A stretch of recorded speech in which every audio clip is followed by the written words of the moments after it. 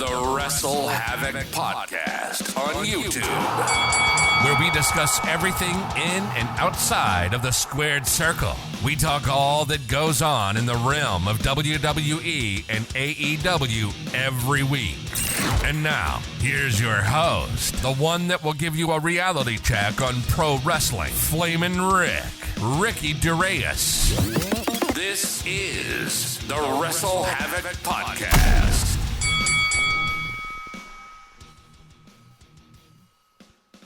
What's up, everybody? It is Flamin' Ricky DeReyes, right here on the WrestleHavoc Podcast, here to review Friday Night SmackDown from March 17th, 2023. Kevin Owens and Sami Zayn finally reunite in order to take down the Usos, most likely at WrestleMania. We got a lot of things to talk about right here on the SmackDown review. Overall thoughts on the SmackDown show. I thought SmackDown was pretty decent this week. Was it as good as last week? Not really, but overall, it was not that bad of a show.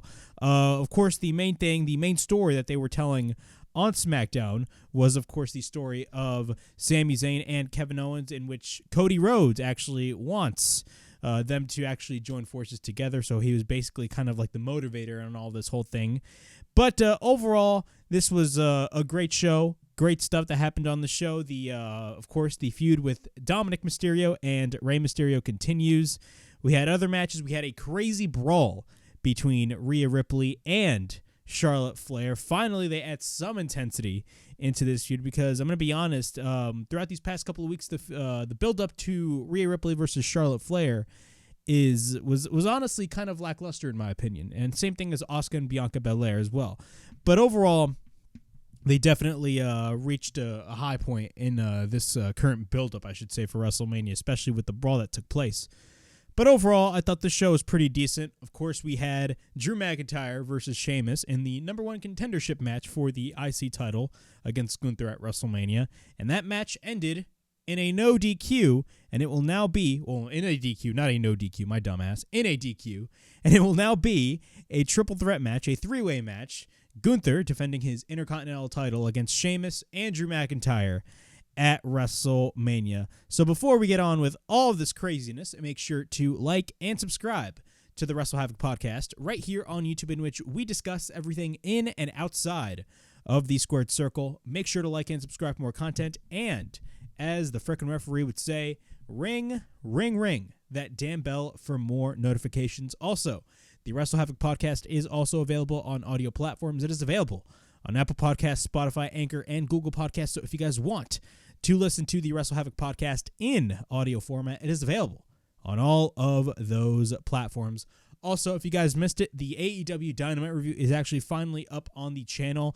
The link will be in the description below. I will be talking about, of course, that amazing MJF Rebar Mitzvah segment in which you had the four pillars all in one ring, all in the same ring at the same time, that being Darby Allin, Sammy Guevara, Jungle Boy, and MJF. Could that lead to a potential match, four-way match at Double or Nothing? We're going to have to wait and see. Also, I also talk about that amazing cliffhanger ending that happened on Dynamite, in which the Elite helped out and came to the aid of Hangman Page when he was surrounded by the Blackpool Combat Club. So we talk all that on the AEW Dynamite review. If you guys haven't checked it out, the link will be in the description of this video.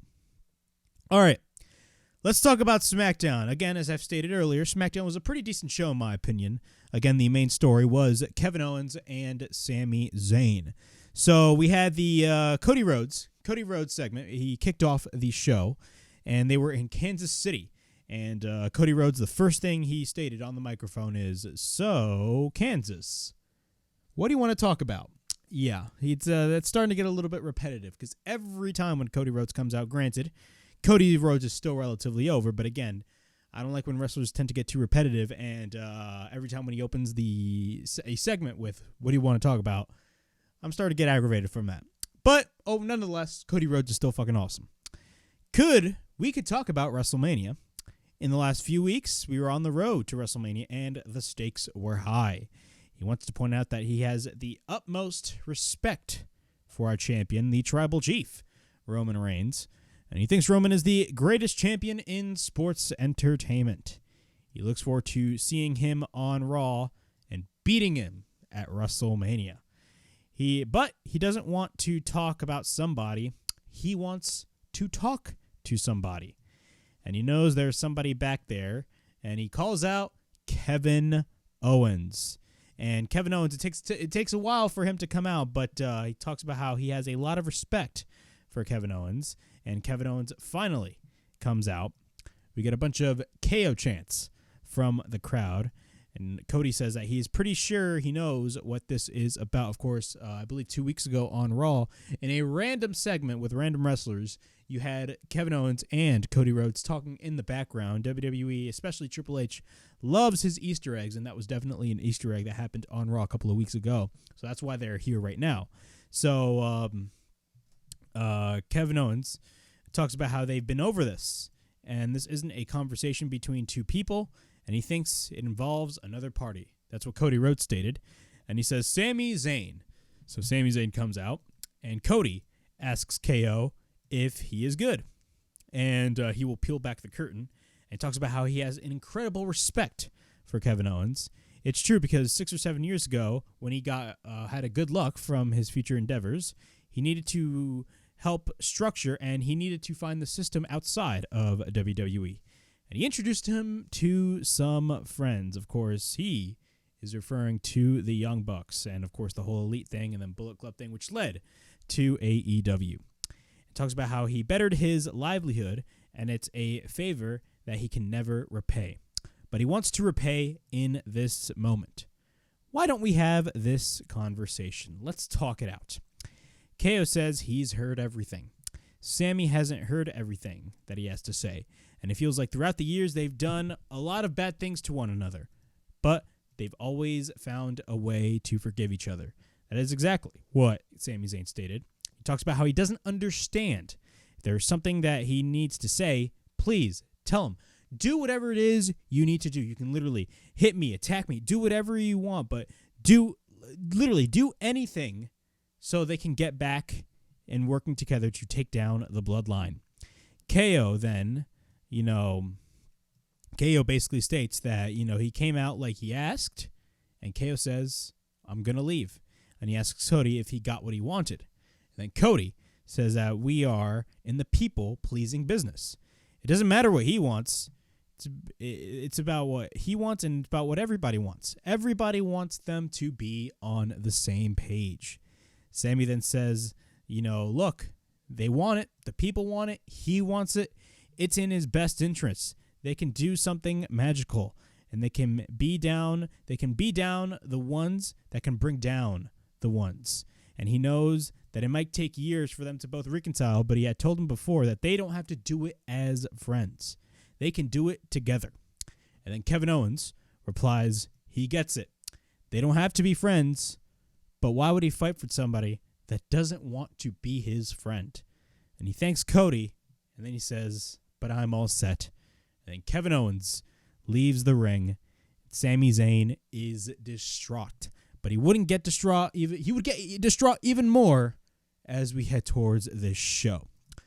What are my thoughts on this opening segment? This was a very good segment to open the show. Of course, this is continuing the build for the story of Sami Zayn, Kevin Owens. Not really on the same page right now, but then, of course, as we head towards WrestleMania, which is now 2 weeks away, it's absolutely fucking crazy that WrestleMania is already 2 weeks away. And we didn't really get... I don't want to say we didn't get a lot of build because this thing has been building for ages. But again, I would have done the reunion of Kevin Owens and Sami Zayn at the Elimination Chamber. But again, I kind of understand what they were trying to go for. They were trying to build the tension between both Kevin Owens and Sami Zayn until the right moment happened. And of course, that all led to what happened tonight on the SmackDown show. But overall, this was very good. Adding Cody in the mix, I really enjoyed that as well. But again, there was nothing really much about Cody Rhodes and Roman Reigns. It was all about Sami Zayn and Kevin Owens. Now, Roman Reigns is going to be on Raw this coming Monday, and there's going to be a lot of things happening on that show, especially regarding Roman Reigns and Cody Rhodes, considering the fact that that is the main event of WrestleMania. And even though I thought the build for Cody Rhodes and Roman Reigns was actually pretty decent, I will say one of the biggest problems when it comes to the build for this match between Cody and Roman is, in my opinion, Roman's schedule. Because Roman is not really he's not on the show every fucking week, and it affects the build of the show. And this match, more and more, when it comes to a week-to-week basis, it's starting to feel like a generic match. And I don't want it to be that way. Even though I am enjoying what I'm watching right now, again, I would really like to want more when it comes to Cody Rhodes and Roman Reigns. Don't get it twisted. Cody Rhodes will beat Roman Reigns for the title. I think he's the right guy to do it because I think, this whole Roman Reigns title run, I think, we reached the limit to how long it takes. Now, a lot of people are saying he's probably going to retain at WrestleMania, considering the fact that this whole thing is, they want him to reach 1,000 days as champion. I honestly do not think that's the case. I think WWE has a plan intact. They want to split the championships, and Cody is the right guy to do it at the end of the day. Even though the build is not the best, I've personally been enjoying the stuff that Cody Rhodes and Roman Reigns have been doing. But at the same time, I want more from that, and I feel like we haven't really gotten that more when it comes to Cody Rhodes and Roman Reigns. But the Sami and KO stuff has been fantastic in my opinion. Continuing on, Kevin Owens is headed to his car, but then Sami follows him and says what he said in the ring. He was wrong. They are friends. They're not just friends, they are brothers. And if he doesn't want to talk to him ever again, that's fine. And he says that he loves him, man, and that's it. But then what happens is Kevin Owens just has a pretty much disappointed look on his face. He gets in his car, drives away, and Sami Zayn is hurt badly. He's just like, damn, man. He just walked away from that shit. Jesus Christ. All right. In our first match of the evening, after all this craziness, we got Dominik Mysterio and Rhea Ripley from Judgment Day taking on Santos Escobar and Zelina Vega. This is actually a relatively good match in my opinion. I've talked about this on the SmackDown reviews for the previous weeks, but I've been really enjoying Santos Escobar, Legado del Fantasma in general. They are absolutely fantastic, and I love that they are basically incorporated in this whole feud with Rey Mysterio and Dominik Mysterio. I genuinely believe the second best thing in WWE, in my opinion, is definitely the Rey and Dominik feud. I've really been enjoying what they were doing, and I love the emotion that they're telling in the story that they're telling regarding Dominik Mysterio. And Dominik, at the end of the day, even though you may not like his promo skills, and trust me, his promo skills are not perfect, but you can't deny the amount of heat that this motherfucker gets, man. Dominik Mysterio is the equivalent of a heat magnet, in my opinion. But let's get through with Dominik and Rhea Ripley taking on Santos Escobar and Zelina Vega of Legado del Fantasma. A couple of notes on the match. Dominik goes straight for the attack as soon as the match starts. Santos Escobar fights back, but then Rhea comes in. She wants to hit a boot, but then Santos grabs it, which leads to Zelina Vega to make the tag, and she goes to the top and hits a senton. She follows up with the head scissors. At this point, Rhea Ripley is on the outside, but then Dominik comes in, and then it gets taken out by Santos Escobar, and then Zelina Vega goes for the moonsault off the top. Once we're back from commercial break, Dominik gets taken into the corner. Dominik is on the apron and goes for the Gamagiri. After that, he takes out Santos Escobar, and then he hits the senton over the top rope. Shades of Eddie Guerrero. We get a cover and a near fall. After that, he goes for repeated rights, but then Santos Escobar goes for a beautiful, and I mean, when I say beautiful, I mean beautiful. This man hit a clean, and I mean a clean-ass dropkick. You could definitely hear that. That was a really good dropkick that he hit on Dominik. He tries to go for the backbreaker, but then he follows up with a leg drop. I believe it was Dominik that tried to go for the backbreaker. Correct me if I'm wrong. I definitely missed that spot. We get a cover, but Rhea interferes. Rhea Ripley then throws Dominik on Santos Escobar. We then get a cover and a near fall when Zelina Vega makes the save. After that, Dominik and Santos knock each other out after that. At this point, both women tag in. We get a dropkick by Zelina onto the knee of Rhea Ripley. She then follows up with a tornado DDT, and then she goes for the roll-up. We get a near fall when he pulls, that being Dominik, pulling Zelina out. After that, we get a knee by Santos on Dominik, but then Zelina gets taken to the outside. At this point, both men are on the top, but then Rhea drops both men down. At that point, Zelina Vega is up on the second rope. She goes for a crossbody and then hits a knee. After that, she goes to the second rope once again and then hits a Hurricane Rana on Dominik. But then Rhea Ripley hits the Riptide, and then we get a cover by Rhea, and Judgment Day get the win over Legado del Fantasma. Overall thoughts on this match? Great match. I felt like Zelina Vega definitely did very well in this match. She was very good. You know, a lot of people tend to underestimate how good Zelina Vega is, but Zelina Vega is fantastic in the ring. And every time when she hits a move, for example, like if she hits a Hurricane Rana, that shit is smooth as fuck. Shout out to Zelina Vega. She's fantastic. After the match, Dominik Mysterio calls out Rey. He calls out his jefe. He wanted to come out here and say, you know, basically, you know, talks about how the WWE Hall of Fame is nothing. Our Hall of Famer, that being Rey Mysterio, is nothing but a disrespectful deadbeat of a father. He was never there for him all the sleepless nights, and at the end of the day, Rey Mysterio is walking in the hallway backstage. So they show him in the Titantron walking in the hallway. Once we're back from break, Rey Mysterio comes out, and this is where shit gets real, and they have been doing this for the past couple of weeks on WWE television. In my opinion, it's been fantastic. Look at, so Dominik goes for, he basically states, look at who decided to show up. You know how many nights he had without a father? Rey, of course, Rhea Ripley was in the side of Dominik, but then Rey told Rhea, hey, this is just between me and him. Leave us alone. Dominik says that now they're in the middle of the ring, and he has time for him now, huh? Where was he when he needed him? He is so selfish that he took his WrestleMania moment. He is a sad excuse for a father at the end of the day, and there is nothing that he wants. There is something that he wants to get off his chest. And he was about to say he was just a piece of shit. It looked like he was about to say he was a piece of shit, but then immediately Rey Mysterio cuts him off. And then Rey says, the truth says that he hasn't been the best father in the world. Yes, he missed everything. He knows. He hasn't been there for him all the time. But that doesn't take away his love for him. He still loves him. Whether he believes him or not, he is his world. But soon, he will find out that this business is selfish. And he made sacrifices for the family so that they can have a life. You know, he can have his dream car, the brand names, everything. All of it is his. What would happen every time when he would get into trouble? The Mysterio name bailed him out. Hear me out. He is having a hard time coping with this, but he is being inducted into the WWE Hall of Fame. And it really hurts him to say this, but he would love nothing more than him standing by his side on that stage. Dominik then shakes his head like, what the fuck are you talking about? No, no, no. And then we get a bunch of "you deserve it" chants by the crowd. Maybe it's too late for that. His budgets regret what he has become.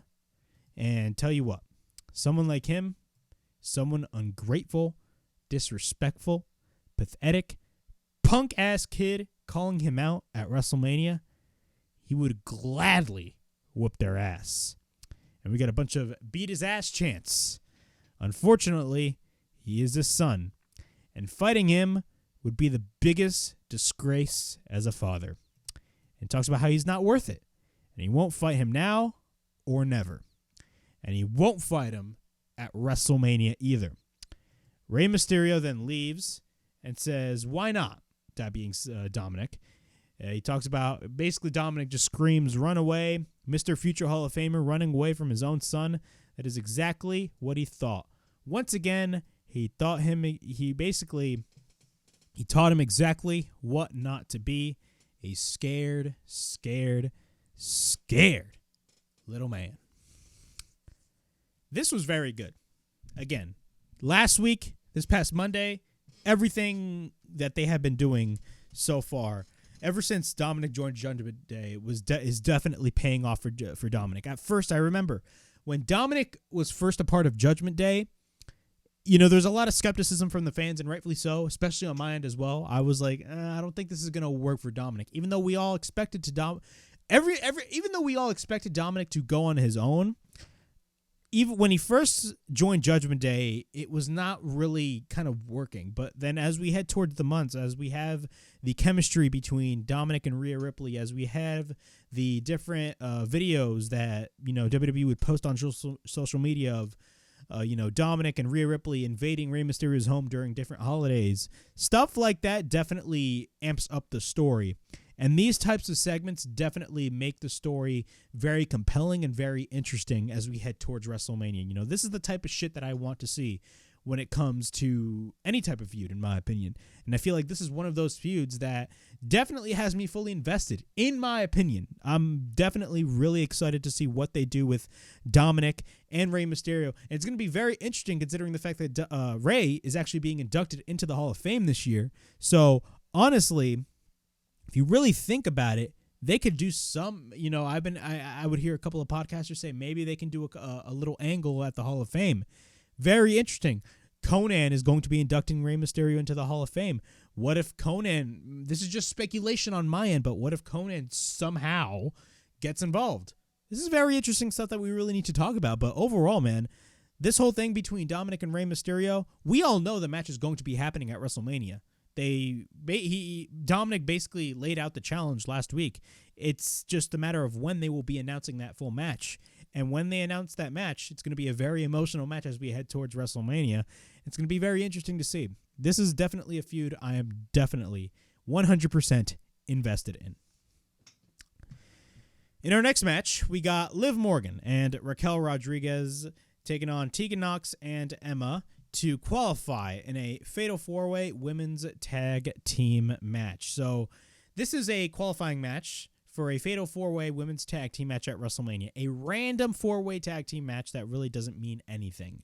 And we got two makeshift tag teams, that being Liv Morgan and Raquel Rodriguez, taking on Tegan Nox and Emma. The biggest problem that I've always stated about this when it comes to the women's division, especially when it comes to the women's tag team titles, is that there are no real tag teams in the division.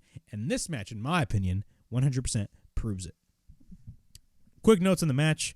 We get a running kick by Tegan Nox. She goes after Liv Morgan with repeated rights. We get a running uppercut by Tegan Nox, but then Emma tags in. She hits a diving crossbody on Liv Morgan, but then Tegan goes for the senton. We get a cover by Emma and a near fall. We then get a double underhook suplex by Emma. We then get a cover and a near fall. Tegan Nox then makes the tag, and she drops down Liv Morgan face first. We get a couple of kicks by Tegan Nox, but then Liv goes for the backstabber. And then she tags Raquel. We get repeated rights by Raquel Rodriguez, followed up with the fall-away slam. After that, she hits the spinning elbow on Emma. We get a cover, and Tegan Nox makes the save. After that, Liv Morgan goes for the code red, but then Morgan gets taken to the outside. Raquel catches her. She picks her up. Liv tags in.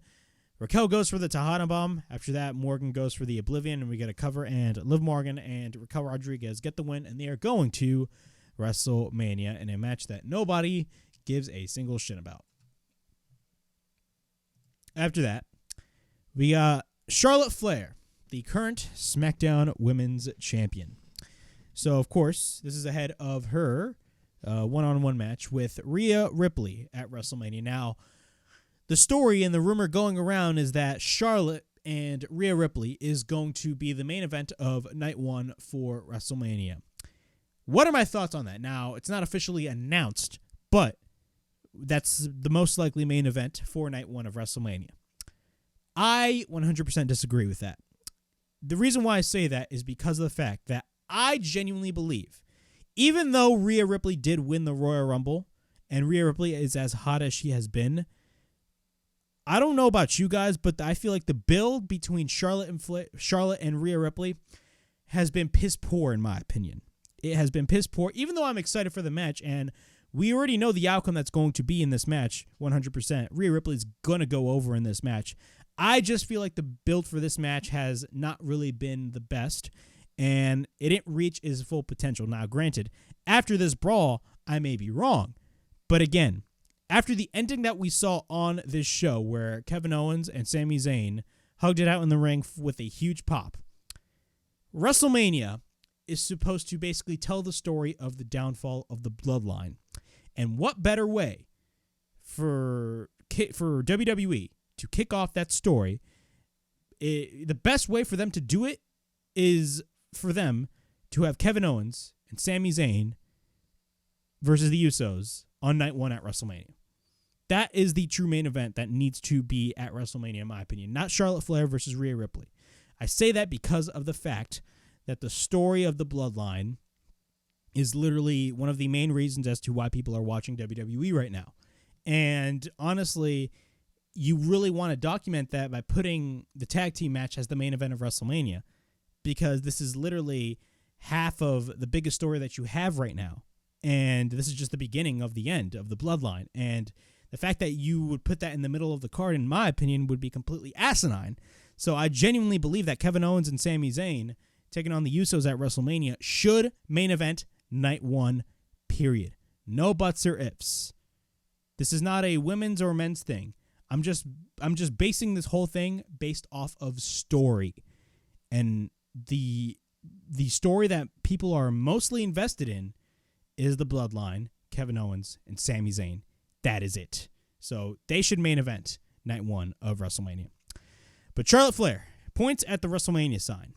She talks about how the more things change, the more they stay the same. This business was built, of course. She talks about how there was a Flair as champion when she was a baby, and here we are in 2023. We're on the road to WrestleMania. This WrestleMania is built as Rhodes as a challenger and Flair as a champion.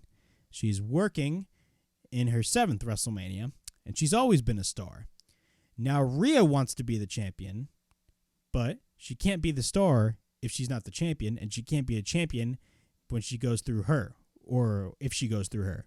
Today, she can't go through her, because the more things change, the more they stay the same. And then what happens? Rhea Ripley comes out with Dominik. Rhea Ripley has the mic, and she says that she is 100% right. She did choose her, but she didn't choose Bianca Belair because she had her reasons, and they will get back to that.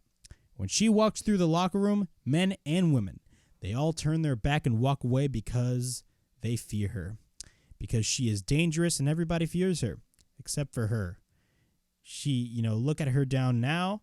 She is staring down without fear in her eyes, and that pisses her off. She is the SmackDown Women's Champion for a reason. She was the champion 14 times for a reason. It's because she is a superstar. She is one of the biggest stars here in WWE, and she can give all the credit in the world. That right there, her title she wants, she doesn't want it. She needs it, because without it, she needs that to be a star. And after Mania, once everything is said and dusted, she will learn to call her champion and learn to fear her. Then what happens?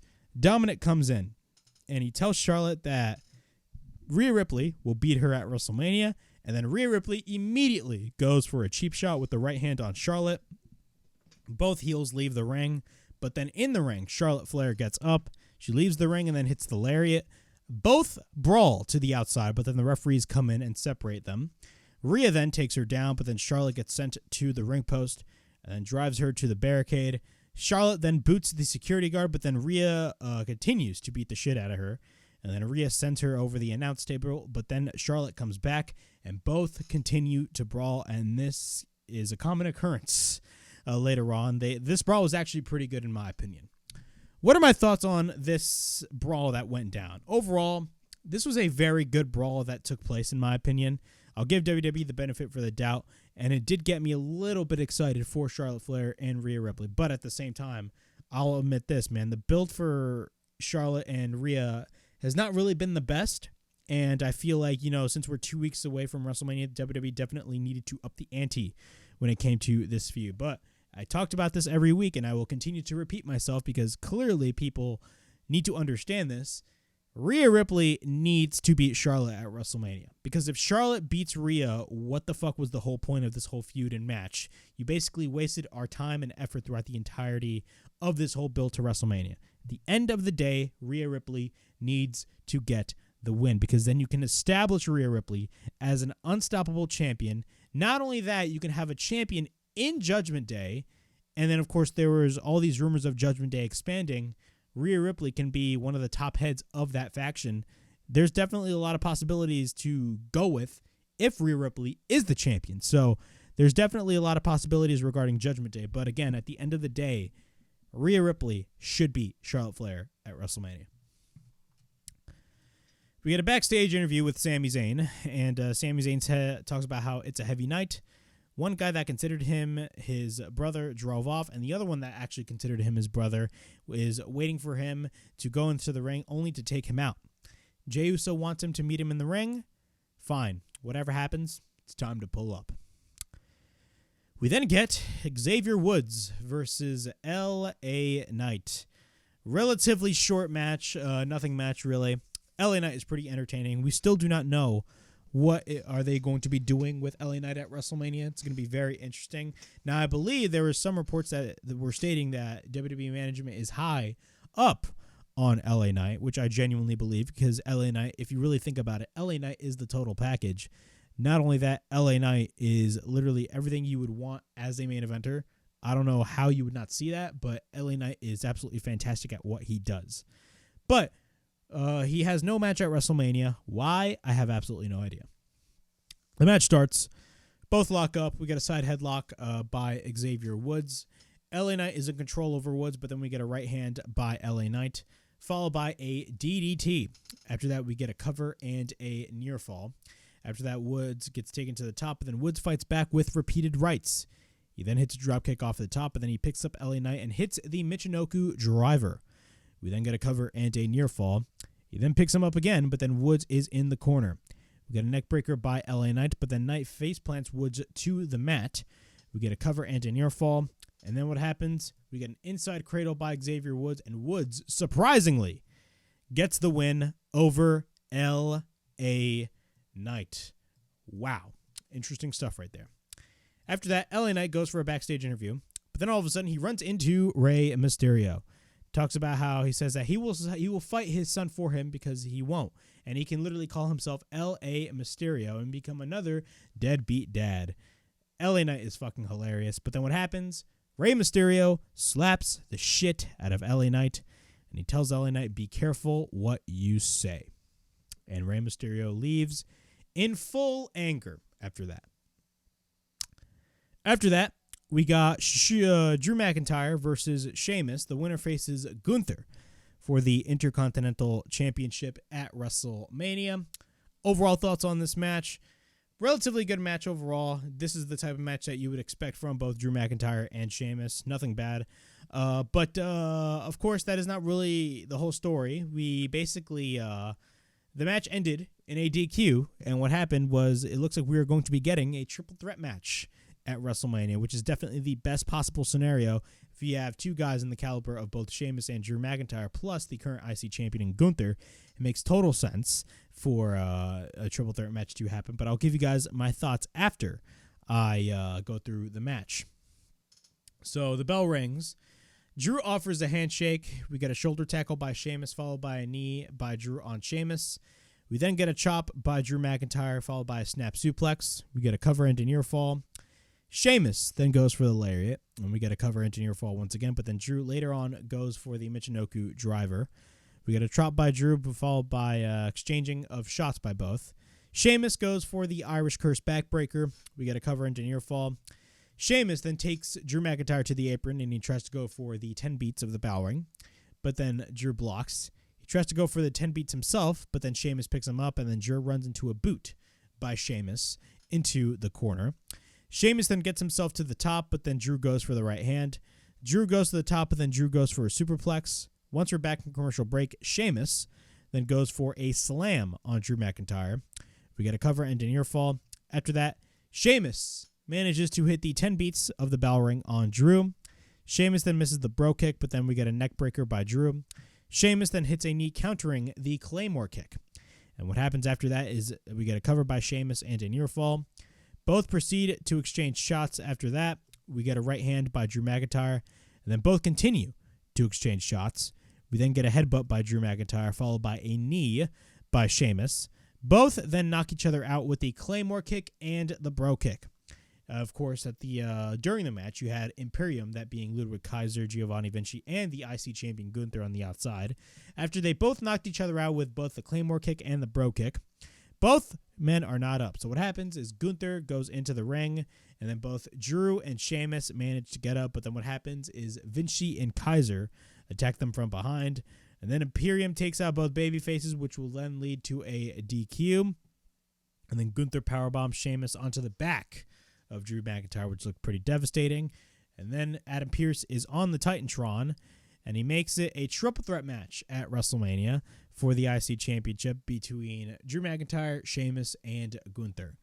Overall thoughts on that announcement, this was definitely the correct decision to make. Personally, I would have much rather had Sheamus versus Gunther in a one-on-one, but I totally understand as to why they put Drew McIntyre in that spot. They needed something for Drew McIntyre to do, so they put him in this match between Sheamus and Gunther, which is definitely the right direction to go, especially for Drew McIntyre.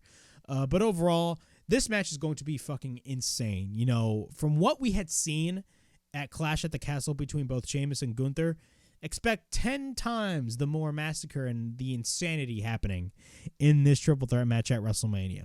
Gunther versus Sheamus versus Drew McIntyre is the definition of a WrestleMania main event. And more importantly, it's for the Intercontinental Championship. If there's one thing that Triple H has improved very, very, very well in the WWE, it's the usage of the IC Championship. Gunther holding that title was probably the best thing to happen to that title in however many fucking years. Maybe the last time, in my opinion, that the IC title was more important was when Miz held it back in 2016. That was the last time the Intercontinental Championship was more important. But now, with Gunther holding it, at least it gives the Intercontinental Championship more importance. And that's what I really love about Gunther holding the championship.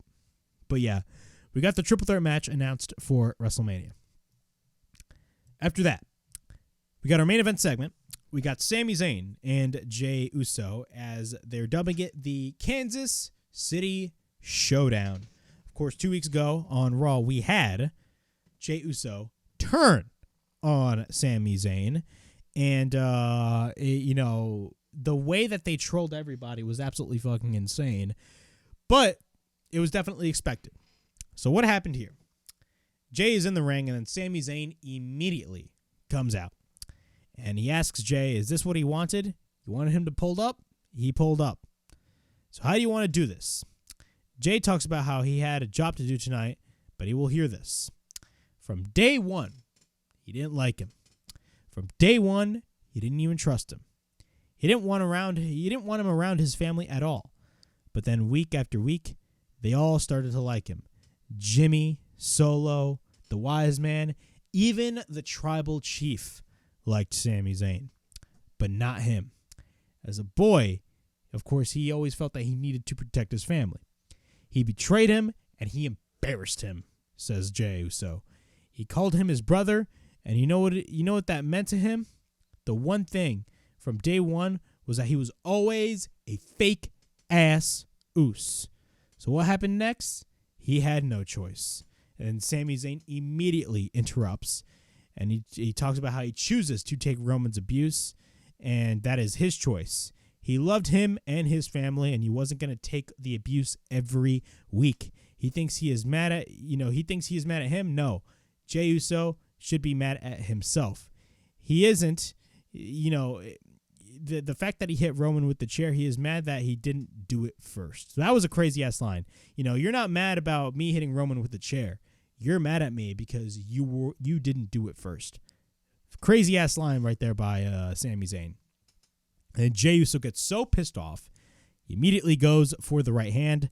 Sami Zayn proceeds to fight back, but then Jimmy Uso comes in for the aid of Jey Uso. Sami fights back, but then what happens is we get a super kick by Jimmy, and then Jey hits Sami with the steel steps. And when I mean he hit him with the steel steps, he fucking hit him with the steel steps, man. They went brutal on this motherfucker. After that, Kevin Owens music hits, and both Usos are looking at the stage, and they're seeing no Kevin Owens. And the camera shots shows both Usos, and it shows Kevin Owens behind them. After that, he takes out both of the Usos, and then he hits a stunner on Jimmy Uso. And then he hits the pump-up powerbomb on Jey Uso. And then both men, Kevin Owens and Sami Zayn, stare at each other, and we get a bunch of hug it out chants by the crowd. and it takes a while. But then as soon as they hugged it out, Jesus fucking Christ, the pop was insane. I don't know if there's one thing that we can talk about when it comes to this whole bloodline storyline, is that whenever there is a big moment that happens, Jesus Christ, the pops are fucking loud. Like, dating back to the Royal Rumble when Sami hit Roman with the chair. That was a loud pop. Before the super kick, before Jay super kicked Sami Zayn, when both Jey Uso and Sami Zayn hugged it out 2 weeks ago on Raw, or last week, whatever the hell it was, literally, that pop was loud. And all of a sudden, when Kevin Owens and Sami Zayn hugged it out, Jesus Christ, like the crowd went from literally 100 to 1 million. It was absolutely insane, and the crowd reaction was absolutely fantastic. And while that was happening, you had Cody backstage literally smiling it out. And what happens is both Kevin Owens and Sami Zayn stand tall in the center of the ring while the Usos are on the outside, knowing that they are in trouble, and they did not solve not only this Sami Zayn problem, but also the Kevin Owens problem. It's now a Kevin and Sami problem all together. And that was SmackDown from March 17th, 2023. Overall thoughts on this show. This was a pretty good show, nonetheless. A pretty decent show. Some things on the show I really did not care about, but overall, not a bad show whatsoever. The closing segment was fan-fucking-tastic. I almost had tears in my eyes. Fantastic stuff, man. The crowd reactions when it comes to moments like this is literally why I am a wrestling fan at the end of the day. And most likely, we are going to be getting Kevin Owens and Sami Zayn versus the Usos for the Tag Team Championships at WrestleMania. And I pray and I cross my fingers that that will be the main event of WrestleMania Night 1. But yeah, that was my SmackDown review from March 17th, 2023. Please like, subscribe, comment down below, push that bell for notifications. I'm on the lookout for more videos right here on the WrestleHavoc Podcast, right here on YouTube, in which we discuss everything in and outside of the squared circle. Make sure to like and subscribe for more content. And, as the frickin' referee would say, ring, ring, ring that damn bell for more notifications. And, as always, it is Flamin' Ricky DeRays, signing out. See you guys later.